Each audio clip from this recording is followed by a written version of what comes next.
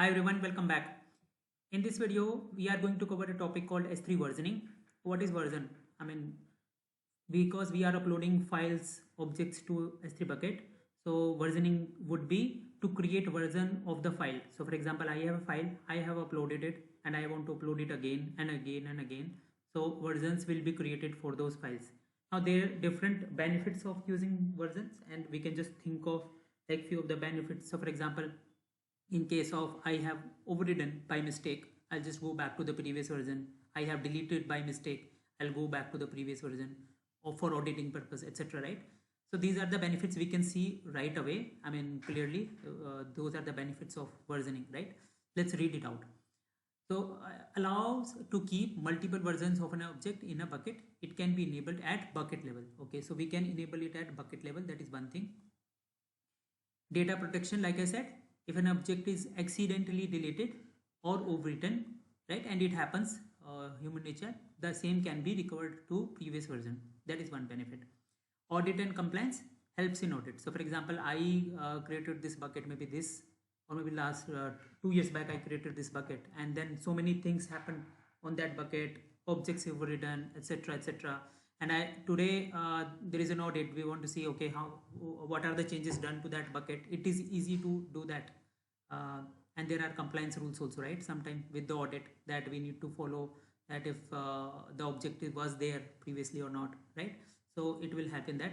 Save deletes, even if you delete an object, and we will see in the demo, it is not permanently deleted. If the versioning is enabled, then even if you delete the object, it won't be deleted permanently, and there is a way we can recover it until we specifically delete all version, of course. Enabling versioning, the versioning can be enabled via AWS console, that we will see. AWS CLI and the development kits are available. Once it is enabled, S3 will start keeping track of every version of an object that is uploaded to the bucket. Version IDs. Each version of an object is assigned a unique version ID. So for example, if I am uploading one file, version will be created. I am uploading the same file again, another version will be created, and so on. And we can use this ID to retrieve or delete specific version of an object, even with SDK. So I can retrieve a specific version. So what I can do, I'll just list all version, and maybe specific version if I'm looking for, I will retrieve it, and I can do anything, whatever I want. Maybe I just want to get it, want to show it somewhere, or maybe I want to create a list of objects previously uploaded, overridden, right? So that is doable. Now few things to note here. Versioning can increase storage cost, of course, because whenever we are uploading the same file again and again, different versions are created. It means they are there in your bucket. That's why. So it might increase storage cost because multiple versions of object will consume more space. Yeah, that makes sense.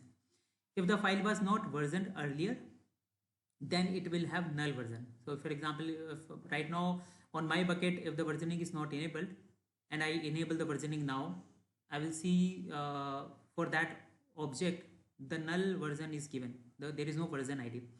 Versioning can be suspended. So by default, when we created the bucket, it is in suspended mode only, but we can suspend it again. And suspend will not delete previous versions, but new versions will not be created. Okay, so let's see the demo in the next video. That's it in this video. Thank you so much.